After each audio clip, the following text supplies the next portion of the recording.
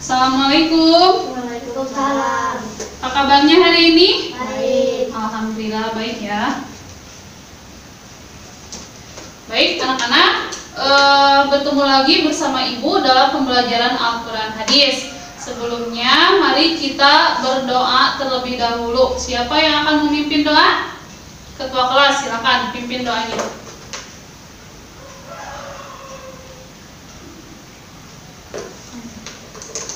Ya, baik. Terima kasih kepada ketua kelas yang telah memimpin doa. Selanjutnya, Ibu akan melakukan presensi terlebih dahulu.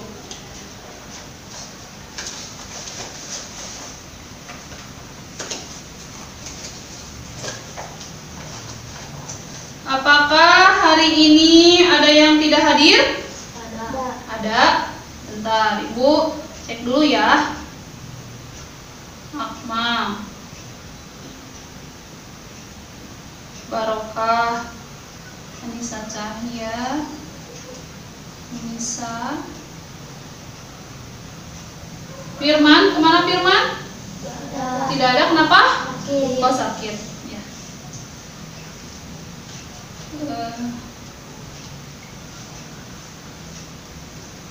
Baik. Jadi satu orang ya yang hari ini tidak masuk. Ya.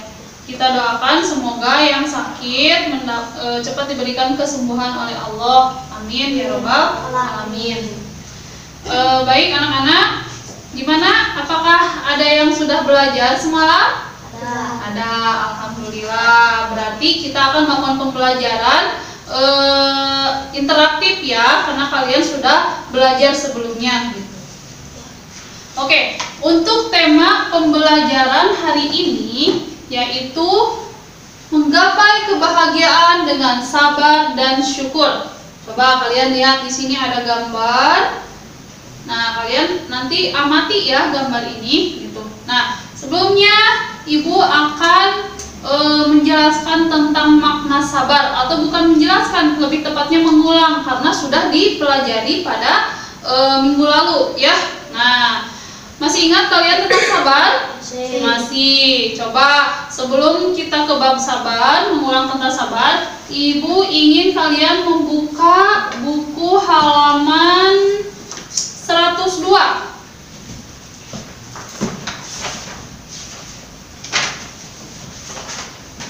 Nah, dalam buku tersebut terdapat hadis yang diriwayatkan oleh Imam Muslim dari Abu Yahya Suhaib bin Sinan. Ibu minta kepada Barokah, silakan Barokah untuk membacakan hadis tersebut. Ya. Oke, terima kasih Barokah. Dalam hadis tersebut dikatakan bahwa jika seseorang menerima kesusahan, lalu dia bersabar. Lalu ada juga orang yang menerima kesenangan, tapi dia juga bersyukur. Nah, kedua sikap yang dilakukan itu Nabi Muhammad mengatakan bahwa dia telah berbuat kebaikan. Nah, jadi setiap orang tentu pasti ingin bahagia, ya. Bahagia dalam kehidupannya pastinya. Bagaimana kita hidup bahagia sementara Allah akan memberikan ujian untuk mengukur seberapa besar keimanan manusia tersebut. Nah, dalam Quran surat Luqman dikatakan bahwa inna fi dzalika laayatil likulli sabarin syakur. Sesungguhnya pada yang demikian itu benar-benar terdapat tanda-tanda kemahakuasaan Allah bagi setiap orang yang sangat sabar dan banyak bersyukur. Nah, kalian tentu masih ingat tentang makna sabar yang telah Ibu jelaskan minggu lalu. Sabar itu artinya apa? Menahan diri. Menahan diri dari apa? Menahan diri dari tiga kondisi. Apa saja? Satu, menahan diri dari ketaatan kepada Allah. 2. Menahan diri dari sabar dari ketaatan kepada Allah. 2. Sabar dalam menjauhi larangan-larangan Allah. Dan 3. Sabar dalam menerima musibah. Nah, itu adalah 3 sikap sabar yang harus kita lakukan dalam hidup ini. 1. Sabar dalam ketaatan. Misalnya kita disuruh oleh Allah untuk sholat. Nah, sebetulnya sholat itu berat, tapi ketika kita sabar, insya Allah kita itu akan dengan mudah untuk menjalankannya. Terus 2. Sabar dalam menahan diri dalam menjauhi dari larangan-larangan Allah. Contohnya apa? Mencontek misalnya ya.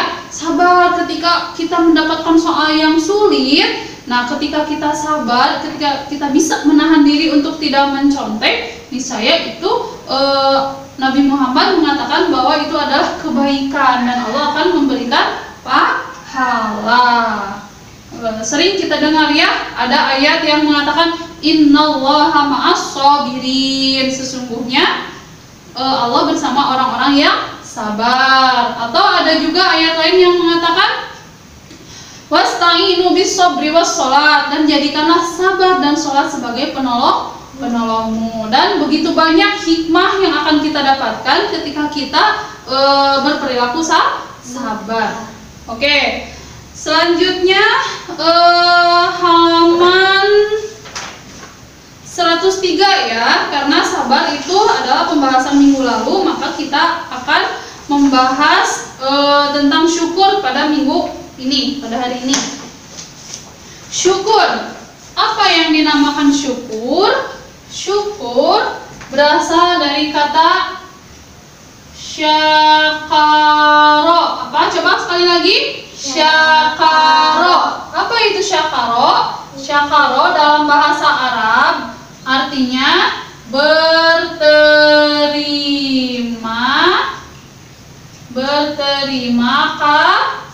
kasih. Syukur itu atau syakaro itu berterima kasih. Nah, berterima kasih kepada siapa? Di sini konteksnya kita itu bersyukur atau berterima kasih kepada Allah atas segala nikmat yang telah kita dapatkan. Coba kalian bisa contohkan nikmat apa saja yang Allah berikan kepada kita. Coba nikmat apa? Kesenangan apa? Banyak padahal ya. Contoh kecil saja, bernafas nih, menghirup oksigen ya, kita diberi kesehatan, kita diberi kemampuan untuk bernafas ya. Coba kalian lihat di rumah sakit atau di tempat-tempat orang yang menderita penyakit asma atau penyakit paru-paru misalnya ya. Nah, orang bernafas itu sangat kesulitan sehingga harus menggunakan apa? Alat dan oksigennya pun harus beli. Dan alhamdulillah kita mah sehat dan bisa menghirup oksigen secara gratis. Coba kalian, ibu minta 2 menit saja menahan napas. Coba 1, 2, 3. Hup. Nah, tentu tidak bisa ya, karena ini adalah nikmat dari Allah. Dan sebetulnya banyak sekali nikmat-nikmat Allah yang sering kali kita lupakan. Padahal Allah dalam Al-Quran mengatakan bahwa wa in ta'uddu ni'matallahi la tuhsuha. Sesungguhnya jika kamu akan menghitung-hitung nikmatku, maka tidak akan terhitung ya. Nah, itu contoh kecilnya saja syukur. Coba di sini siapa lagi ya yang akan membacakan hadis? Ibu minta saudari Anissa Cahya ya untuk membacakan hadis riwayat Tirmizi dari Abdullah bin Abbas. Silakan Anissa Cahya.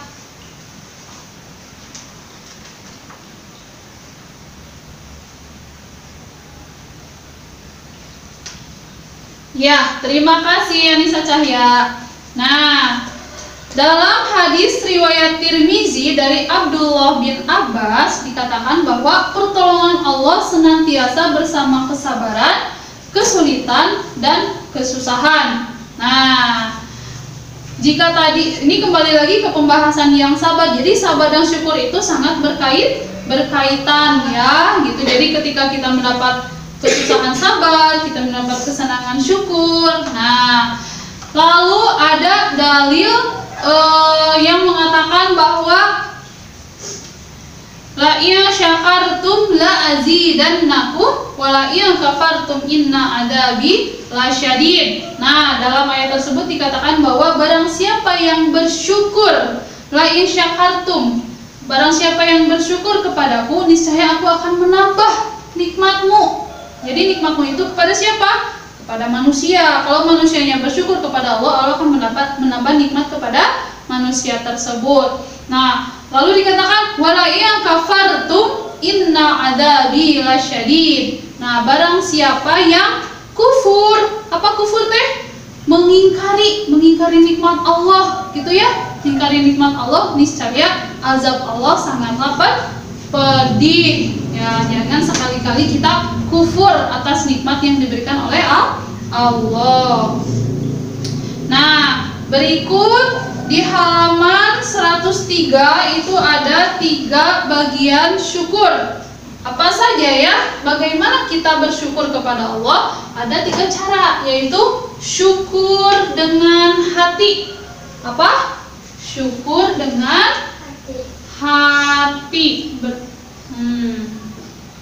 Berterima kasih atau syukur.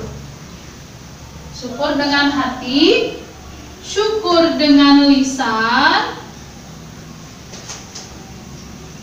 syukur dengan jasmani.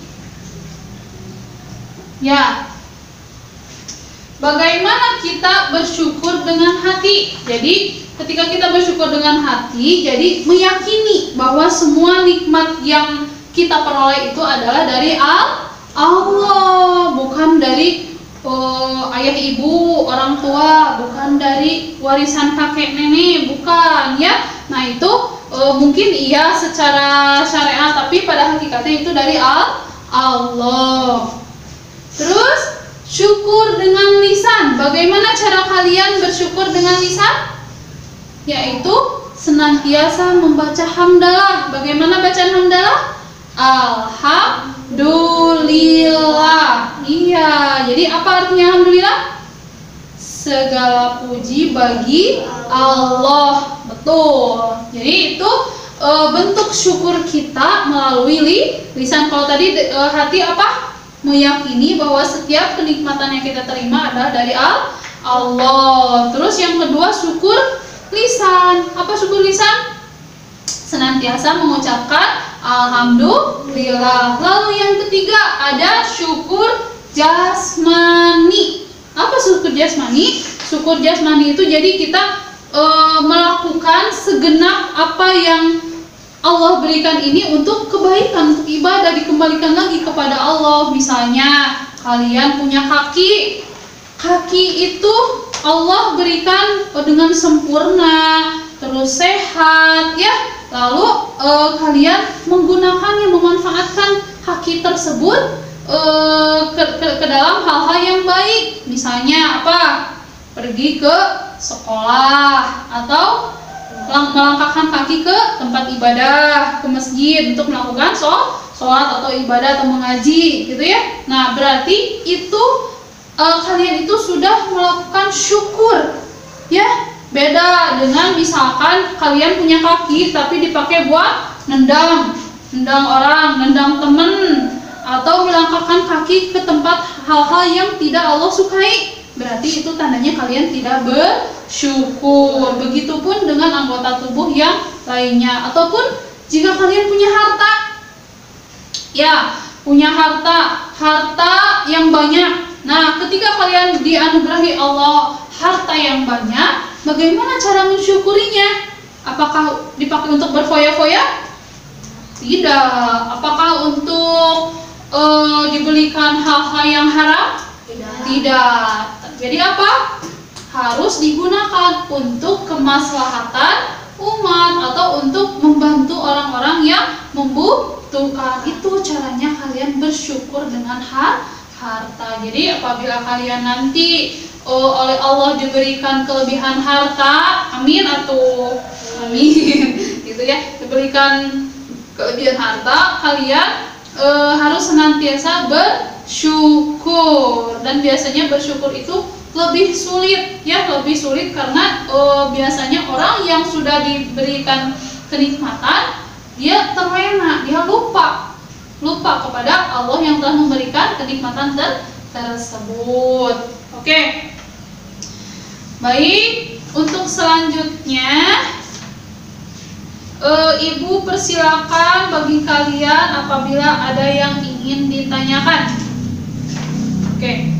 Ibu kasih waktu 5 menit ya, atau 3 orang penanya maksimal.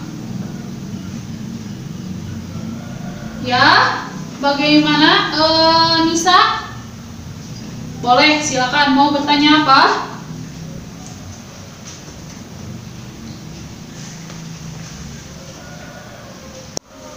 Oke, baik. Terima kasih kepada yang telah bertanya. Mudah-mudahan ilmunya bermanfaat dan kalian bisa memahaminya ya. Nah, selanjutnya ada hadis terakhir yang diriwayatkan oleh Imam Tirmizi yang berada pada halaman yang diriwayatkan dari hadis riwayat Bukhari Muslim dari Abu Hurairah. Ada pada halaman 106, silakan dibuka.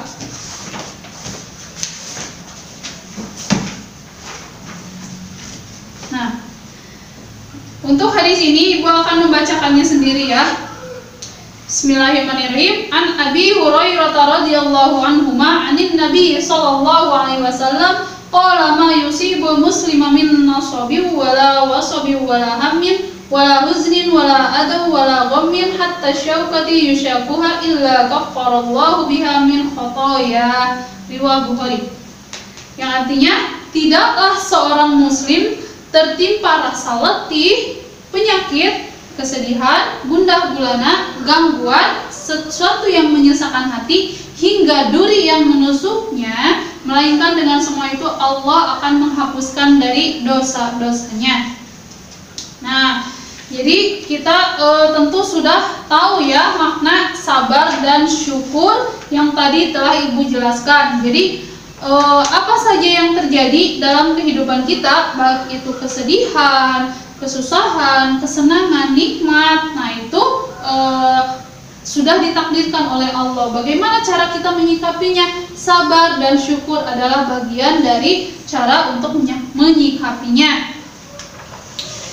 Untuk selanjutnya, Ibu akan menugaskan kalian. Jadi kalian buat kelompok. Satu kelompok terdiri dari 4 orang. Jika ini ada 20 orang, berarti kalian membuat 5 kelompok. Nanti ketua kelas silakan untuk mengaturnya ya. Nah, jadi setiap kelompok Ibu akan tugaskan untuk menghafal atau ketiga hadis tadi. Jadi kalian rangkum apa maksud dan tujuannya atau apa kesimpulannya dari ketiga hadis tersebut, gitu ya. Yang kedua, tugasnya kalian Ibu minta dari tiap kelompok contoh atau cari contoh sikap atau perbuatan yang menunjukkan sikap sabar dan syukur. Masing-masing 3 ya, masing-masing 3. Jadi misalnya sikap sabar dalam kehidupan sehari-hari apa saja, gitu ya, atau sikap syukur dalam kegiatan sehari-hari apa saja, gitu ya. Jadi maksimal 3 saja, masing-masing 3, sabar 3, syukur juga 3, seperti itu. Yang ketiga, Ibu ingin kalian mencari gambar-gambar. Kalau tadi contoh sikap perilakunya, terus dilengkapi dengan gambar-gambar gitu ya, seperti ini. Ini misalkan sifat sabar, dan ini juga bisa setelah melihat gambar-gambar ini kita menjadi muncul rasa atau sikap syukur ya, syukur kita gitu ya. Nah, gambar-gambar seperti ini ya, nanti kalian kumpulkan ke ibu minggu depan sekaligus hafalannya ya. Nah, mungkin untuk pembahasan ibu cukupkan sekian dulu. Kesimpulan pada pertemuan hari ini bahwa kehidupan seorang mukmin semuanya bernilai kebaikan dan pahala tentunya di sisi Allah, baik itu keadaan senang maupun keadaan susah. Dan seorang hamba yang sempurna imannya akan selalu bersyukur ketika mendapat kesenangan, dan orang yang beriman tentu akan bersabar ketika mendapat kesusahan. Mungkin itu kesimpulan pembelajaran pada hari ini. Untuk penutup, mari kita berdoa kafaratul majlis bersama-sama. Astagfirullahaladzim, subhanakallahumma wa bihamdika, asyhadu an la ilaha illa anta, astaghfiruka wa atubu ilaik. Terima kasih kepada anak-anakku yang telah mengikuti pembelajaran dari awal sampai akhir. Semoga apa yang kita peroleh hari ini, baik itu pembelajaran, ilmu, dan sebagainya, itu menjadi bermanfaat, menjadi hikmah, dan menjadi berkah untuk kita semua. Amin ya Allah ya Rabbal Alamin. Sekian, billahi taufiq wa hidayah. Wassalamualaikum warahmatullahi wabarakatuh. Waalaikumsalam warahmatullahi wabarakatuh.